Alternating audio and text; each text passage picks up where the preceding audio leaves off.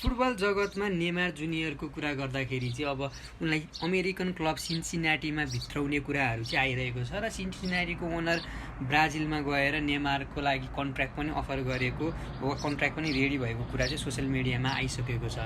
र नेमारको कुरा गर्दाखेरि नेमारको दुईवटा कुरा रहेको छ। एउटा भनेको उनको फिटनेसको इस्यु र उनी सान्तोस आएको भनेकै ब्राजिलियन टिमको वर्ल्ड कपको लेभलमा फर्किन र वर्ल्ड कपमा ब्राजिल टिममा समावेश हुनको लागि उनी सान्तोस आएका थिए। तर उनको फिटनेसको कारणले हेर्दाखेरि उनी इन आउट होइन प्रिलिमिनरी स्क्वाडमा परेको अथवा अहिले पनि ब्राजिलको स्क्वाडमा फर्किन नसकेको अवस्था रहेको छ। र यो एकदमै जटिल पनि हो, किनभनेपछि नेमार जस्तो खेलाडी ब्राजिलको स्क्वाडमा नरहनु भनेको आदि मनोबल पनि घट्नु हो।